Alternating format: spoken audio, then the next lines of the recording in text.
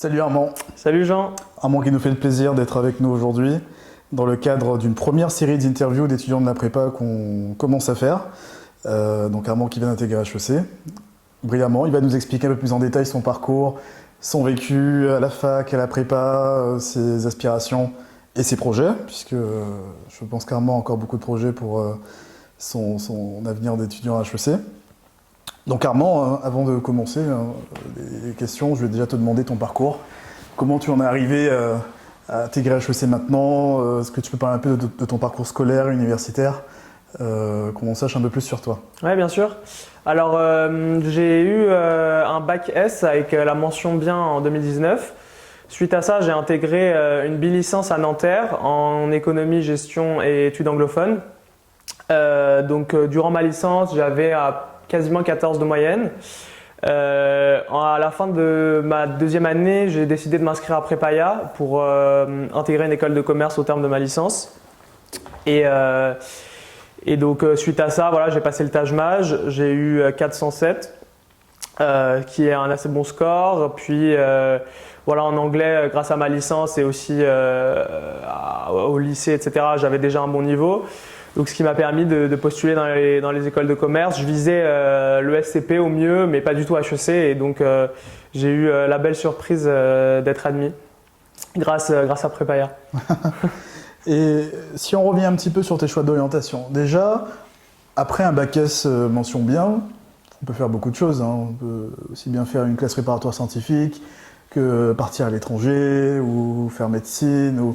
Je veux dire, bon, c'est une filière qui n'existe plus depuis la réforme du bac, mais autrefois, pour les jeunes qui n'ont pas connu le format des classes S, ES et L, il faut bien comprendre que le bac S donnait finalement les mêmes débouchés que les autres filières, plus les débouchés scientifiques. Toi, qu'est-ce qui a fait que, après ce parcours scientifique, que tu aies fait le choix d'aller dans une licence d'économie avec d'autres étudiants qui sont plutôt à dominante en provenance de filière ES? Oui. Alors, il faut savoir que même si j'ai choisi la filière S, je ne voulais pas faire de sciences, etc. Et donc, je savais que je voulais intégrer une école de commerce. Donc, j'aurais pu faire une prépa ECS comme beaucoup ont fait. Seulement, je ne me voyais pas dans le milieu des classes préparatoires. Je pense que ce n'est pas quelque chose qui me correspondait et où j'aurais pu exceller. Et donc, justement, j'étais au courant qu'il y avait cette autre voie d'admission, donc la voie AST, admission parallèle. Et donc, du coup, je savais que je devais faire une licence. Donc, la licence de Nanterre, je connaissais des gens en fait qui avaient fait cette licence puis qui avaient intégré des écoles de commerce justement qui étaient à Prépaya. Donc, je savais que c'était quelque chose d'atteignable. Et donc, voilà, j'ai décidé de me lancer dans cette licence mais à terme, j'avais comme objectif d'intégrer une école de commerce par la voie AST, toujours. D'accord, donc dès la terminale, tu avais déjà en tête… C'est ça, ouais. Voilà, pour toi, la licence, c'était un premier cycle avant d'intégrer une école de commerce. C'est ça, voilà. C'était un moyen pour arriver à mes fins puisque j'avais pas envie de faire de prépa. Très bien. Et la vie à Nanterre, qu'est-ce que tu en as pensé? Alors, Nanterre, c'est une fac assez particulière. Il y a vraiment de tout, c'est-à-dire qu'en fait, on est énormément d'étudiants. C'est un campus qui est immense, donc on retrouve vraiment des gens très différents les uns et les autres. Dans ma licence, j'ai retrouvé quand même un environnement assez sérieux de travail. Voilà, je trouve qu'on est bien encadré, les professeurs étaient compétents par rapport à d'autres licences peut-être. Donc voilà, j'ai bien aimé l'enseignement, surtout qu'on avait la moitié de la semaine où on avait des cours en anglais et l'autre moitié des cours de gestion en français. Donc voilà, il y avait un bon équilibre. J'avais envie de continuer quand même à étudier en anglais, donc voilà, ça m'a permis de le faire. Et au-delà de ça, l'ambiance à Nanterre, oui, elle était assez chaleureuse. Voilà, j'ai pu m'y faire ma place grâce aux associations, etc. Donc voilà, malgré le Covid, j'ai quand même passé 3 belles années. Du coup, un étudiant de terminale qui s'interrogerait sur ses poursuites d'études, tu lui conseillerais d'intégrer Nanterre parce qu'il y a le choix. Il y en a qui parlent d'aller à Assas, à la Sorbonne. J'imagine que tu as connu des étudiants d'autres universités. Comment tu pourrais positionner ton vécu à Nanterre par rapport à d'autres universités parisiennes? Disons que par exemple dans les candidats de la voie AST, je pense qu'on est quand même une minorité venant de Nanterre, donc déjà ça permet de se différencier. Ensuite il faut savoir que la licence, donc la bi-licence éco-anglais comme on l'appelle, elle est vachement bien, il y a quand même un très bon niveau. Donc c'est pas du tout un handicap par rapport à des licences de gestion à la Sorbonne ou à Assas. Et donc après voilà, tout dépend du milieu dans lequel on veut être. Mais très franchement, je la recommande la licence, ouais. Très bien. Donc, après ton entrée en licence, donc tu avais déjà en tête d'intégrer une école de commerce. À partir de quel moment ça s'est concrétisé? Donc, tu as commencé ton cycle universitaire. À partir de quand tu as vraiment commencé à préparer ou à mettre, voilà, mettre en œuvre hein, tout ce processus qui a débouché sur ton admission à HEC? Ouais. Oui, c'est ça. Alors, faut savoir qu'entre mon admission et le début justement de ma préparation comment dire, à la candidature à ST, il y a quand même 1 an. C'est-à-dire que moi, je savais que, puisque j'étais venu justement vous rencontrer à la fin de ma L2 à Prépaya, je savais que donc, je pouvais passer le Taj Mahal seulement 1 fois par semestre. Donc du coup, pour pouvoir le passer 3 fois, il fallait que je commence dès la L2 en fait. Dès que j'ai fini ma 2e année, je me suis inscrit à la prépa, j'ai commencé les cours. J'ai passé le Taj Mahal une première fois. Donc j'ai eu 337, ce qui était pas mal au bout de 2-3 semaines d'entraînement. C'était assez intensif. Et voilà, ça m'a permis d'acquérir des bonnes bases. Puis je suis parti en échange en L3. Je suis revenu pour passer le Taj Mahal donc, au premier semestre de ma L3. Suite à ça, j'ai eu 407, donc c'est un score qui me convenait. Et donc j'ai pas eu besoin de le repasser après au 2e semestre, j'en voyais pas le besoin. Donc voilà. Et pareil pour le test d'anglais, je l'ai passé premier semestre de 3e année. Et j'ai constitué mes dossiers en revenant d'échange. Donc voilà, durant tout le second semestre de L3, j'étais vraiment focalisé sur mes dossiers, puis ensuite sur la préparation des oraux une fois que j'étais admissible. Mais donc bout à bout, j'y ai pas consacré forcément énormément de temps. Donc 3 semaines en juin en L2, 2 semaines ensuite en L3 pour le Taj. Donc le Taj Mahal, ça m'a occupé 5 semaines, voilà, où pour le coup je travaillais vraiment de manière assez intensive et je m'occupais que de ça. Et ensuite, voilà, c'était surtout constituer les dossiers, etc. Ce qui est quelque chose qui se fait sur la durée et qui n'est pas forcément très éprouvant. Donc, mine de rien, voilà, je trouve que la prépa a quand même facilité le travail et facilité la tâche. Et c'était pas si compliqué que ça. Ça m'a pas pris énormément de temps en fait. Et au quotidien, si on prend un petit peu, donc tu as bien décomposé donc, les différentes étapes, donc le Taj Mahal, les dossiers, les entretiens. Si on parle de la partie Taj Mahal, comment tu as vécu est-ce que tu pourrais expliquer du coup à des personnes qui bientôt commenceraient à travailler le Taj Mahal à la prépa, comment ça se passe en tout cas chez Prépaya au quotidien? C'est-à-dire, tu travaillais à quelle heure, comment on te suivait, comment se déroulent les cours, voilà, qu'on puisse comprendre un petit peu ta perception de cette année, enfin pas de cette année, mais de ces quelques semaines de préparation du Taj Mahal. Ouais. Alors, de mon point de vue, je conseille toujours de travailler de manière, enfin, sur une courte durée, mais de manière intensive. Donc pas au milieu des cours, etc. Même si c'est quand même possible. Donc moi, personnellement, donc quand je suis arrivé, je connaissais pas du tout le Taj Mahal. Il faut savoir que quand même, c'est pas des épreuves qui demandent des connaissances qu'on n'a pas, mais disons que le format des épreuves est assez particulier. Donc faut quand même, comment dire, s'habituer à ces épreuves, etc. Donc j'avais 1 semaine un peu d'adaptation où je venais à la prépa. Donc on avait 2 heures de cours par jour. Où on corrigeait justement des séries qu'on avait fait auparavant.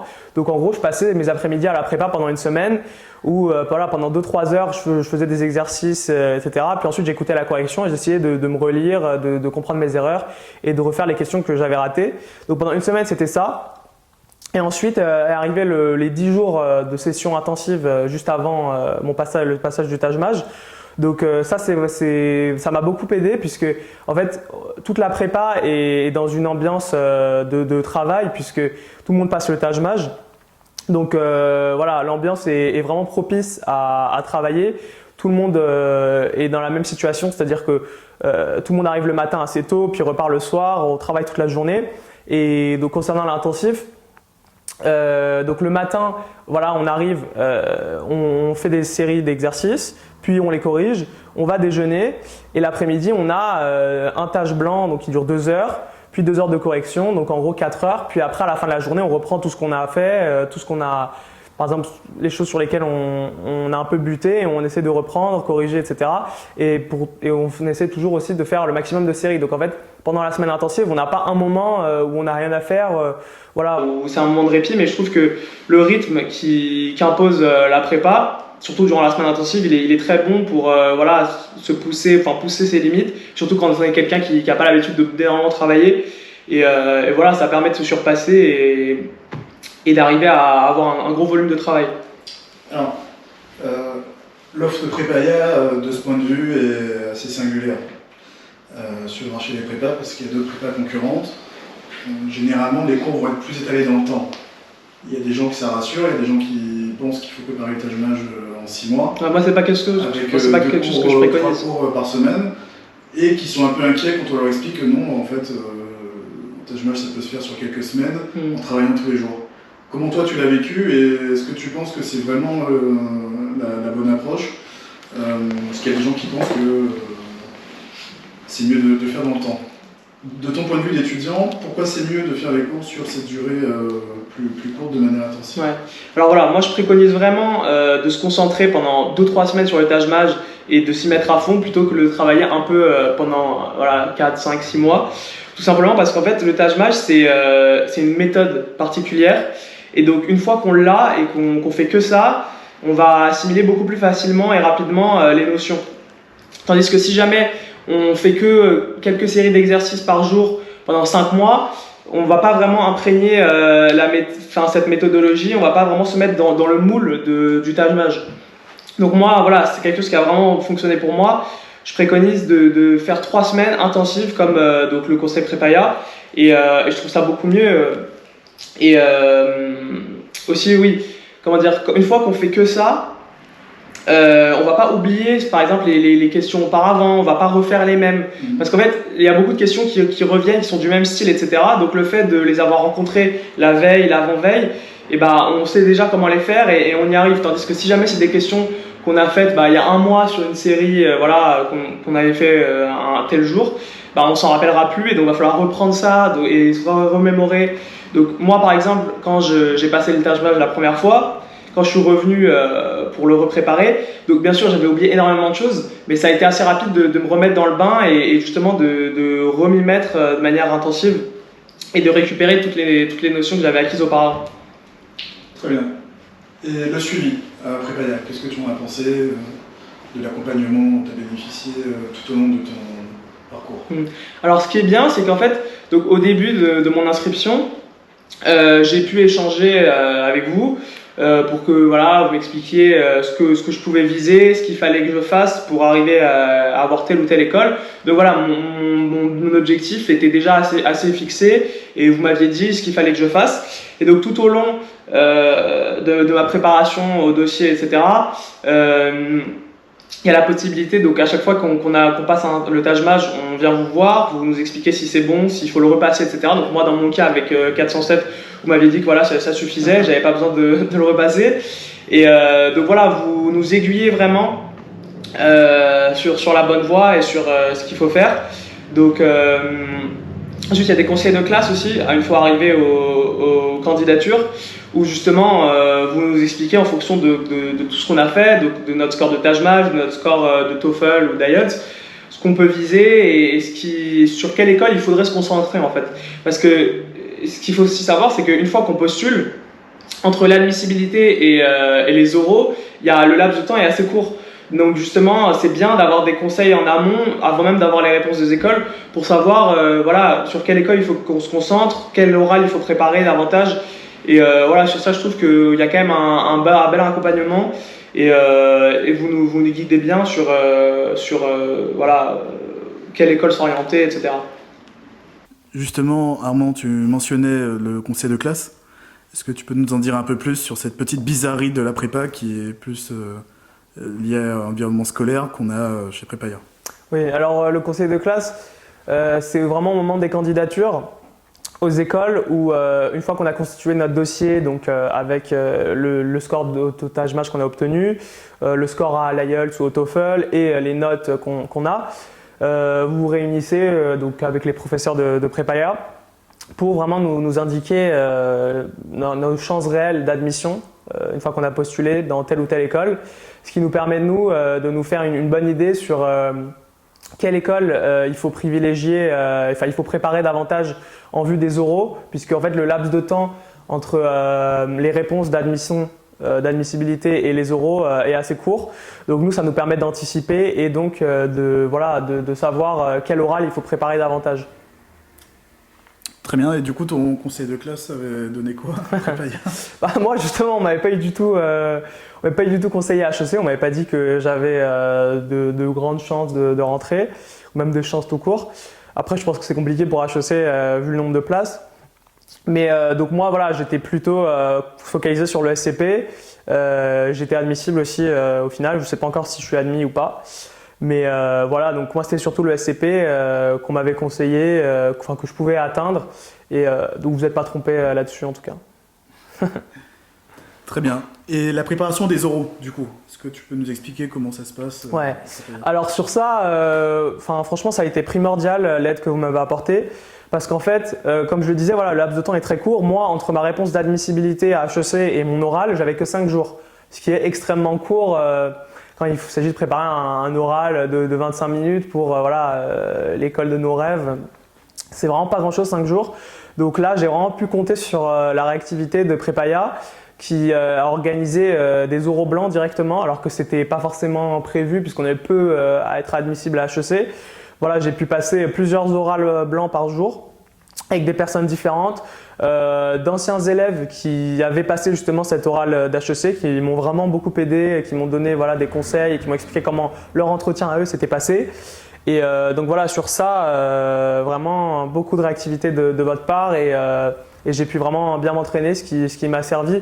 Parce que plus on fait d'oral, plus on a l'habitude et moins on sera stressé le jour J. Donc en l'occurrence pour moi ça s'est très bien passé ensuite le jour de l'oral. Donc voilà, vous m'avez beaucoup aidé. Très bien. Du coup, donc tu as fait une prépa qui a comporté plusieurs volets. Donc on a discuté du tâche-mage, de la préparation des dossiers, des entretiens. Si on revient un petit peu en arrière, par rapport au choix de ta prépa, est-ce qu'au moment de choisir une prépa, tu avais réfléchi à d'autres organismes? Comment tu as fait le choix? Donc, le choix de faire une école de commerce, on l'a bien compris, c'était depuis la terminale finalement que tu l'avais déjà. Le choix de faire une prépa, donc c'est arrivé un petit peu après. Et donc si on s'arrête à ce moment précis du choix de la préparation, comment tu as choisi Prépaya et comment voilà. Tout simplement, moi j'ai entendu parler de Prépaya par l'intermédiaire d'anciens élèves qui faisaient partie de mes connaissances, qui m'ont expliqué comment eux avaient vécu leur préparation, montage, etc. Et ils m'ont dit que du bien. Et surtout, en fait, c'était les résultats, je ne vais pas vous mentir, qui m'ont poussé à choisir Prépaya, puisque j'avais des amis, par exemple, qui n'avaient pas du tout de profil d'intégrer les DEC, le M Lyon, etc., qui n'avaient pas les notes qu'il fallait et qui pourtant, grâce à un bon tâche-mage, à un bon dossier qu'ils ont préparé du coup avec vous à Prépaya, ont réussi tout de même à intégrer ces écoles. Donc quand j'ai vu que dans mon entourage, il y avait beaucoup de personnes qui avaient réussi à intégrer de très bonnes écoles de commerce grâce à la prépa, je me suis dit que sûrement c'était ce qu'il fallait que je fasse, donc que je choisisse Prépaya. Et surtout, donc après, moi j'ai quand même voulu me faire mon propre avis sur la prépa, donc je suis venu, je vous ai rencontré, etc. Et voilà, au bout qu'on a échangé sur mon parcours et les possibilités que j'avais.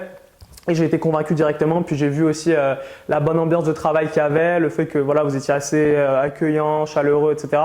Donc ça sortait, à Prépaya, ce qui était bien, ce que moi j'ai bien aimé, c'est qu'on sort quand même du cadre scolaire et très sérieux qu'on retrouve dans les prépas post-bac par exemple, où pour le coup on parle que de travail et il n'y a pas forcément une bonne humeur qui règne, tandis qu'ici, on travaille, mais en même temps, l'ambiance est assez chaleureuse. Donc moi, c'est quelque chose que j'ai apprécié.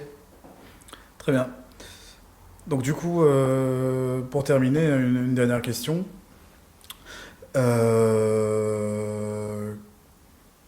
Qu'est-ce qui, selon toi, fait la différence? Donc, question qui va avoir donc il y aura 2 volets dans la réponse.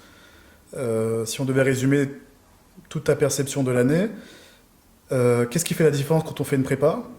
Et deuxième partie de question, qu'est-ce qui fait la différence quand on fait sa prépa chez Prépaya par rapport à ce qu'on pourrait rencontrer dans d'autres prépas? Voilà. Si en une minute, tu devais résumer un petit peu ton ressenti sur la prépa en général. Ouais. Qu'est-ce que ce serait du coup? Sur pourquoi faire une prépa et pas préparer tout seul son Taj-Maj et le passer indépendamment. Tout simplement déjà, au niveau de la gestion du temps, c'est-à-dire que quand on fait une prépa, on a des professeurs qui connaissent vraiment le Taj-Maj, qui savent donner des bons conseils, savent nous donner justement des méthodes pour répondre aux questions plus rapidement, plus facilement, des méthodes qu'on ne retrouve pas forcément dans les livres ou en travaillant. Et donc, en fait, vous nous amenez vraiment vers l'essentiel et vous nous donnez les meilleures méthodes pour être le plus rapide et le plus efficace. Tandis que si jamais on veut travailler tout seul, peut-être que ces ressources-là, on va les retrouver ailleurs, sauf que le temps d'aller à la bibliothèque, d'ouvrir le livre de Taj-Maj, de regarder, de feuilleter toutes les pages jusqu'à se trouver cette méthode, ça va être très compliqué. Là, vous nous facilitez vraiment la tâche en fait. Et il y a un gain de temps qui est phénoménal. Et surtout, voilà, je pense que c'est sur la méthodologie où on est beaucoup plus performants, les élèves de la prépa, que des élèves qui travaillent ça indépendamment. Et après, ensuite, sur la préparation des dossiers, je pense que vous connaissez quand même bien les écoles à force et leurs attentes. Donc, vous savez nous donner les bons conseils et nous dire sur quoi il faut qu'on se focalise en constituant nos dossiers pour qu'on soit le mieux mis en avant et qu'on augmente nos chances d'admissibilité.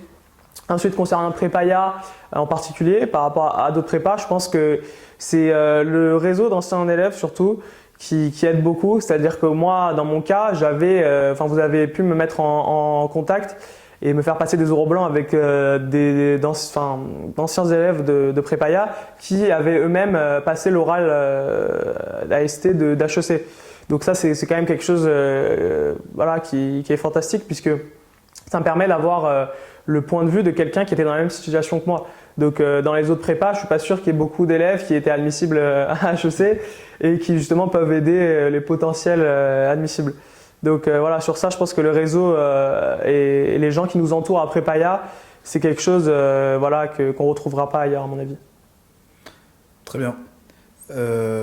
Écoute Armand, merci beaucoup pour merci à vous. Ce témoignage et on te souhaite bon vent du coup dans cette prestigieuse et merveilleuse école qui est HEC, en étant très satisfait de notre côté d'avoir pu contribuer à cette réussite, modestement. et encore une fois, merci. Merci à vous.